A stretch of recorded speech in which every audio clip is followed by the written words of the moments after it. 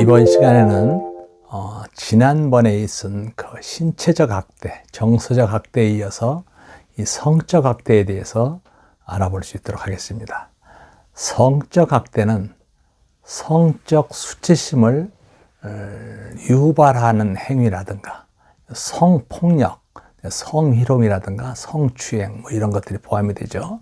그래서 노인 의사에 반해서 강제적으로 행하는 모든 성적 행위를 성적 학대다 이렇게 볼 수가 있는데요. 그 대표적으로는 특히 강제적인 그 성관계라든가 성행위를 강요한다든가 또는 시도하는 이런 부분들이 있을 수가 있습니다. 이게 이제 우리가 예측 징후를 보게 되면 혹시 노인이 걸을 때 혹은 앉을 때 어려움을 보인다든가 혹시 또 뭐 성병에 걸려 있을 그런 경우를 생각할 수가 있죠. 그 다음에 원치 않는 입맞춤이라든가 뭐 애무라든가 이런 것을 요구하는 것도 결국은 성적 학대의 상당히 그 대표적인 행위다 이렇게 볼 수가 있습니다. 그리고 강제적으로 가슴이나 엉덩이 등 신체 일부를 만지는 그런 성추행도 있습니다. 이런 예측 징후로는 뭐 속옷이 찢어져 있다든가 성기라든가 항문 주변에 타박상이라든가 이제 하열이 나타나는 그런 경우를 볼 수가 있죠. 그 다음에 판단 능력이 없거나 의사 표현을 할 수 없는 노인의 성폭행이 나타나는 경우가 있습니다. 그럴 경우에 노인은 분노라든가 수치심을 보이죠. 그리고 특정 유형의 사람들에 대한 두려움을 보이는 경우가 이게 예측 징후라고 볼 수가 있습니다. 그리고 신체를 빗대어서 이 혐오감을 주는 그런 언행들, 그리고 원하지 않거나 판단 능력이 부족한 노인의 성적 신체 부위를 불법 촬영하는 이런 부분들이죠. 그리고 강제로 학대 행위자의 성적 행동을 보게 하는 이런 부분들을 우리가 하나의 성적 학대로 볼 수가 있습니다. 또 하나는 경제적인 학대를 얘기할 수 있습니다. 그래, 노인의 의사에 반해서 재산 또는 권리를 빼앗아가는 행위다. 이 경제적 착취라든가 재산에 관한 법률 권리를 위반한다든가 경제적 권리와 관련된 의사결정에서 어떤 통제 등을 하는 그런 행위가 경제적인 학대다 이렇게 볼 수가 있어요. 근데 경제적인 학대의 이제 대표적인 행위를 보게 되면 노인의 허락 없이 임금이라든가 연금, 임대료, 뭐 재산 등을 뭐 가로챈다든가 임의로 사용하는 것들, 그렇죠? 뭐 친척이나 가족이 도와준 대가로 노인의 연금을 뭐 가로채는 그런 부분들이죠. 그리고 허락 없이 노인 명의의 은행 계좌로부터 현금을 인출하여 사용하는 그런 행위. 또 물건을 뭐 파괴한다든가 노인의 재산에 재산적 피해를 주는 것들. 또 뭐 빌린 돈이나 물건을 돌려주지 않는 경우. 또 노동의 대가를 지급하지 않거나 가로채는 행위. 허락 없이 노인의 신용으로 이익을 취하는 행위들. 그리고 또 허락 없이 노인 명의의 은행 계좌라든가 보험 등을 해약하는 행위죠. 그리고 노인이 원치 않는 방법으로 대리권을 악용하는 행위. 그리고 노인 부양을 전제로 재산 상속 또는 정의하였으나 부양 의무를 이행하지 않는 것들. 이런 것들이 이제 대표적인 행위라고 볼 수 있는데요. 여기에는 이제 노인의 임금이 정당하게 지급되지 않거나 체불되는 것들이 이제 예측 징후로 나타나죠. 노인이 빌려준 돈이라든가 물건을 또 받지 못하는 경우가 있고요. 노인의 부양에 지나치게 많이 쓰인 비용들을 제시할 때 이런 부분들이 생각하고 돼요. 또 체납된 공과금이라든가 고지서가 발견됐을 때, 또 노인 개인의 귀중품이 없어지는 경우, 이런 경우에 노인의 경제적인 학대의 어떤 예측 징후다 이렇게 볼 수가 있습니다. 그 다음에 이제 방임이 있죠. 방임은 부양 의무자로서의 책임이나 의무를 거부한다든지 불이행 또는 포기해서 노인의 의식주라든가 의료를 적절하게 제공하지 않는 그런 행위라는 거죠. 그래서 노인 스스로 이제 최소한의 자기 보호 관련을 포기하여 뭐 이렇게 심신이 위험하고 사망에 이르기까지 하는 이런 자기 방임도 여기에 이제 포함이 된다라고 볼 수가 있습니다. 이 방임의 대표적인 행위로는 스스로 식사나 배변 처리가 어려운 노인을 이제 방치해둔다는 거죠. 여기에 보면 예측증으로 보게 되면 뭐 대변이라든가 소변, 뭐 냄새가 나고 옷과 몸에서 악취가 심하고 개인의 위생 관리가 안 된 상태를 보면 이것은 방임의 상태에 있구나 이렇게 느낄 수가 있죠. 그리고 노인 스스로 청결을 유지하기 어렵거나 불가능함에도 방치한다는 거죠. 그렇죠. 뭐 땀띠라든가 염증, 욕창 이런 것이 방치돼서 노인의 건강에 위험한 상태죠. 그리고 노인에게 안정된 주거 공간을 제공하지 않고 부적절한 주거 공간에 거주하게 하는 이런 부분들. 그래서 그리고 이제 노인에게 필요한 의약품이나 치료가 제공되지 않는 것을 보게 되면 바로 이제 이런 걸 생각할 수가 있고요. 또 경제적 능력이 없는 노인의 기본적 생존을 위한 경제적 보호를 제공하지 않는 그런 상태. 그렇죠? 말 그대로 이제 또 노인에게 필요한 그런 의료적 조치를 취하지 않고 노인의 간병을 소홀히 하는 행위. 여기에 이제 나타나는 것은 노인이 식사를 자주 거르는 등 영양실조나 탈수 상태에 있다든가 복지관 및 재가복지 지원 서비스를 스스로 거부하는 그 자기 방임의 형태가 이제 예측증으로 나타나는 것을 볼 수가 있습니다. 또 유기라는 부분이 있죠. 유기는 보호자 또는 부양 의무자가 노인을 버리는 행위다 이렇게 볼 수가 있습니다. 대표적인 행위로서는 노인을 시설이라든가 병원에 입소시키고 연락과 왕래를 두절하는 것 이런 부분들이 나타나죠. 그래서 여기 예측증으로 보면은 가족이라든가 보호자가 노인과 연락을 두절하거나 왕래하지 않는 부분을 통해서 우리가 이런 행위가 나타나고 있구나라는 걸 볼 수가 있죠.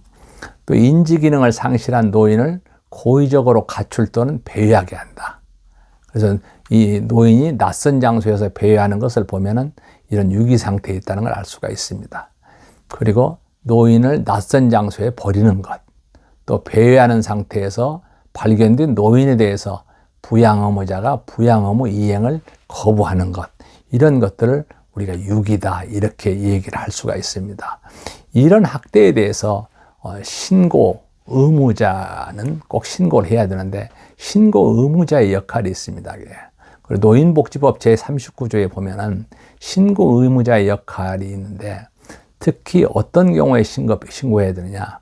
노인 학대 상황이 위급한 경우 경찰 또는 노인보호 전문기관의 상담원이 현장에 도착하기 전에 피해 노인의 안전을 최대한 확보해야 된다. 그리고 조사가 진행될 경우에는 노인 학대 사례 조사가 원활히 진행될 수 있도록 조사원에게 적극 협조를 해야 되고요. 또 노인 학대 신고와 사례 개입의 모든 과정은 법적으로 보호를 받으며 신고인의 신분은 보장받을 수 있고 또 필요시에 노인보호 전문기관을 통해서 법률적 도움을 받을 수 있다는 것을 아실 필요가 있습니다. 그래서 중요한 건 노인학대 신고번호인데 여기 노인학대는 노인보호 전문기관에 24시간 내내 가동이 되는데요. 전화번호는 1577-1389가 노인보호 전문기관이고요. 아니면 보건복지 콜센터가 있습니다. 129로 전화를 하시든지. 정부 민원 콜센터가 110입니다. 또 경찰은 112입니다. 여기에 신고를 해야 된다는 거죠. 그래서 노인 학대를 알게 된 경우는 주저하지 말고 노인 학대 신고번호로 연락하면 바로 관련 서비스를 제공받을 수 있다. 이렇게 아시면 될 것 같아요. 그래서 이제 노인의 어떤 학대에 대한 부분 때문에 노인보호 전문기관이 있죠. 노인보호 전문기관이 어떻게 설치가 되는지, 이제 설립이 됐는지 그 배경을 보면은 2004년도에 처음으로 노인복지법 개정으로 노인 학대의 개념이 확립이 됐습니다. 그래서 노인복지 시설의 종류에 또 노인보호 전문기관이 이제 추가가 됐죠. 그래서 여기에서 이제 나름대로 1577에 1389 번호가 전국적으로 운영이 됐습니다. 여러분들. 그래서 이제 2007년도에는 노인학대 유형에서 정서적 학대가 포함이 되어 있습니다. 그리고 2011년도에 중앙노인보호전문기관 업무 범위에 노인인권보호 관련 그런 정책 제안과 노인인권보호법을 위한 연구라든가 프로그램 개발을 포함을 하고 있습니다. 자, 그래서 이 중앙노인보호전문기관은 특히 이제 어떤 역할을 하냐면요. 노인의 인권보호에 대한 그 정책 제안을 한다든가 또 연구 및 그 프로그램을 개발한다든가 아니면 노인학대 예방의 보호라든가 교육 자료의 어떤 제작이라든가 보급을 하고요. 그 다음에 노인보호 전문 관련 그런 실적 뭐 이런 것들을 취합하고 어떻게 대의 자료를 제공을 한다든가 이런 부분들이에요. 그리고 지역 노인보호 전문기관에 대한 관리라든가 업무를 지원하고요. 또 지역 노인보호 전문기관의 어떤 상담원의 심화 교육을 한다든가 그리고 노인학대 분쟁 사례 조정을 위해서 중앙노인학대 사례 판정위원회를 운영하고요. 그 밖에 노인 보호를 위해서 바로 대통령령으로 정하는 사항, 이런 사항들에 대해서 중앙노인보호전문기관에서 쉽게 해서 모든 일처리를 하고 있다는 것을 알아두시면 좋을 것 같고요. 각 지역마다 지역노인보호전문기관이 있습니다만 여기에서는 노인학대 신고 전화를 운영하고 또 사례 접수를 하고요. 노인학대 의심 사례에 대해서 현장 조사를 합니다. 그리고 피해 노인이라든가 노인학대자에 대한 상담을 하게 되죠. 그리고 피해 노인 가족 관련자와 관련 기관에 대한 상담을 한다든가 또 여기에 뭐 서비스 제공에 따른 하나의 뭐 기록을 한다든가 뭐 기록에 대한 보관을 한다든가 또 일반인을 대상으로 한 노인학대 예방 교육도 실시합니다. 그리고 노인학대 행위자를 대상으로 한 재발방지 교육을 시키고요. 그리고 이제 노인학대 사례 판정을 위한 지역 노인학대 사례 판정위원회를 운영하고 또 지자체 사례회의를 운영합니다. 그 밖에 노인 보호를 위해서 보건복지부령으로 정하는 사항들에 대해서 지역 노인 보호 전문기관에서 이제 그 여러 가지 부분에 일을 하게 되는 부분이죠. 그리고 이제 그 노인복지부 39조 19항에 보면은 학대 피해 노인 전용 쉼터가 설치되어 있습니다. 여기에 보면은 국가와 지방자치단체는 노인 학대로 해서 피해를 입은 노인, 그렇죠? 노인을 일정 기간 보호하고 심신 치유 프로그램을 제공하기 위해서 노인 학대 전용 쉼터 이런 것을 설치할 수 있다 이렇게 되어 있습니다. 그래서 이 쉼터는 대개 이제 학대 피해 노인의 보호와 숙식 제공이라든가 쉼터 생활을 지원하고요. 또 학대 피해 노인의 심리적 안정을 위한 전문 심리 상담이라든가 치유 프로그램을 제공하는 역할을 하고 있습니다. 그리고 학대 피해 노인에게 학대로 인한 신체적, 정신적 그런 치료를 위한 기본적인 의료비를 지원하는 역할도 하고요. 또 학대 재발 방지와 원가정 회복을 위해서 노인 학대 행위자 등에게 전문 상담 서비스를 제공하도록 합니다. 그 밖에 쉼터에 입소하거나 쉼터를 이용하는 학대 피해 노인을 위해서 보건복지부령으로 전하는 사항 이런 것들을 쉼터에서 하고 있는 그런 입장이다 이렇게 볼 수가 있습니다. 이렇게 함으로써 우리가 노인 학대에 대한 부분을 말씀을 드리고 그 다음에는 관계 형성의 실제에 대한 부분인데요. 이게 이제 어떻게 보면 침해 대상자 또 대상자와의 가족 이런 경우와 같이 다 관계 형성에 대한 부분을 한번 알아볼 수 있도록 하겠습니다. 그래서 이 침해 대상자의 가족에 대한 어떤 그 여러 가지 부분은 이제 사례를 좀 통해서 알아봐야 되는데요. 이론적으로 우선 먼저 한번 진행을 해볼 수 있도록 하겠습니다. 우선 그 대상자 가족과의 관계 형성 과정에서 보면은요, 이미 대상자와 가족을 대면하기 전 단계부터 우리가 관계가 형성된다 이렇게 볼 수가 있습니다. 그래서 침해 대상자를 돌보았던 과거의 경험을 우리도 한번 돌이켜 볼 필요가 있죠. 그래서 치매 대상자와 돌보는 가족에 대한 우리 특히 이제 돌봄 서비스를 하시고 계시는 우리 이제 사회복지사라든가 우리 요양보호사들 이런 사람들이 자신의 감정이라든가 생각을 한 번 더 정리를 해보는 것이 도움이 된다. 그래서 내가 이 대상자라든가 치매 가족을 대면할 때 어떻게 해야 될 것인가 이런 부분들을 생각을 해볼 수가 있습니다. 그리고 만나야 될 대상자와 가족에 대한 어떤 정보를 우리가 미리 숙지하는 게 중요하죠. 그 대상자에게 적합한 돌봄 방법을 계획한 후에 가족을 만나는 것이 굉장히 도움이 된다라는 거죠. 그래서 가족 상황을 잘 이해하는 것이 바로 초기 관계를 잘 형성하고 협력적인 그런 관계를 잘 유지할 수 있다는 거죠.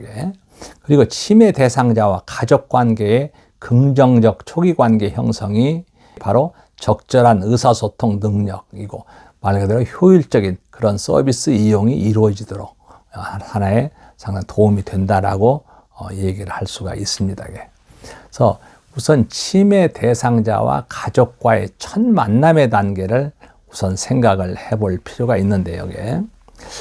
처음 만나게 되면 서로에 대한 이렇게 소개가 이루어지죠. 그러면서 이제 의사소통이 이제 시작이 됩니다. 그때 이제 좀 편안한 환경에서 좀 대화를 할 필요가 있고요. 또 마음의 여유를 가지고 상대에게 친근감과 관심을 표현해야 되는 거죠. 그리고 때로는 가벼운 신체 접촉도 해야 되고요. 천천히 분명하게 이제 얘기를 합니다. 그리고 사실 여부와 대상자의 감정 상태에 공감을 하는 부분이 필요합니다. 그리고 아까 말씀드린 것처럼 이제 치매 대상자 가족과 첫 만남에서 자신을 소개하고 서로에게 질문을 통해서 친밀감이나 공감대를 형성을 하죠. 그리고 앞으로의 역할이라든가 기대 등에 대해서 말하면서 신뢰감을 쌓는 겁니다. 그리고 먼저 자신을 소개하고 계획된 임무라든가 어떤 이런 쪽에 초점을 두고 내가 하게 되는 그런 역할을 서서히 설명을 하죠. 그리고 서비스 제공 전에 그동안 해왔던 가족만의 돌봄 방법 이런 것을 인정을 하고 그걸 참고를 할 필요가 있습니다. 그리고 이제 돌보는 과정에서 발생한 일은 우리가 비밀로 지킬 것을 전달해서 신뢰감을 줄 필요가 있죠. 대상자와 요양보호사 모두가 적응 시간이 필요함을 가족에게 알려주는 거죠. 그리고 가족은 자유시간을 갖게 되면 어떻게 사용할지에 대한 정보를 주고 또 경험을 나누고 가족 스스로 시간을 가지도록 격려를 해줍니다. 그리고 대상자가 스트레스를 느끼고 거부할 경우 가족과 함께 상의해서 거부 이유나 대인관계 등에 대한 정보를 바탕으로 어떤 효과적인 전략을 세울 필요가 있다는 겁니다. 자, 그 다음에 이제 우리가 서로 이 신뢰감이라든가 이제 가족이라든가 치매 대상자와 같은 존중감이 쌓이면 돌봄에 있어서 문제를 함께 해결해 나갈 수 있다는 거죠.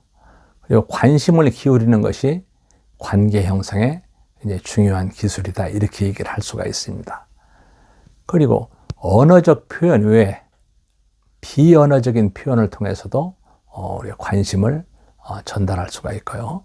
치매 대상자와 가족 구성원 관계를 파악해서 가족 특성을 이해할 필요가 있다는 겁니다. 그리고 대상자에게 어떻게 접근할지, 언제 도움을 청하면 되는지 적극적으로 먼저 가족에게 알릴 필요가 있다는 거죠. 그리고 가족이 요구하는 그런 돌봄 관련 지식이라든가 정보를 파악해서 필요한 정보를 전달을 한다는 거죠. 자, 여기에서 이제 세 가지 단계가 있습니다. 가족과의 관계에서 부정적인 관계가 있고요. 그다음에 무관심한 관계가 있고 협력적인 관계가 있다고 볼 수가 있습니다. 그래서 부정적인 관계는 대상자의 가족과 요양보호사 간의 상호 관계가 부정적이다. 이때는 그 대상자를 위한 가족의 염려, 우선순위 또는 노력에 대한 요양보호사의 관심, 요양보호사나 사회복지사의 관심이 부족하다고 볼 수 있죠. 그래서 가족과 요양보호사나 사회복지사가 상대방의 노력을 오해하거나 불신하는 경우가 부정적인 관계, 또 무관심한 관계가 가족과의 어떤 그 돌봄 대상자와의 관계가 상호작용이 거의 없다라는 얘기죠. 그러다 보니까 결국은 대상자에게 필요한 도움을 가족과 돌봄 서비스 종사자가 중복으로 해줄 수 있고 반대로 필요한 서비스를 못 받을 수가 있다는 거죠. 마지막으로 좋은 관계가 바로 협력적인 관계입니다. 가족과 돌봄 서비스 대상자가 서로 공동의 목표를 세우고 목표 달성을 위해 헌신하고 서로 도움을 주고 의사결정에 대한 책임을 공유하죠. 대상자를 위한 염려와 우선순위에 대해서 진심으로 서로 관심을 표하는 것. 그리고 대상자를 위한 가족과 요양보호사 모두 이때는 달성의 기회가 많아진다는 거죠. 이로써 우리가 그 노인에 대한 인권 또 관계 형성에 대한 부분을 마칠 수 있도록 하겠습니다. 감사합니다.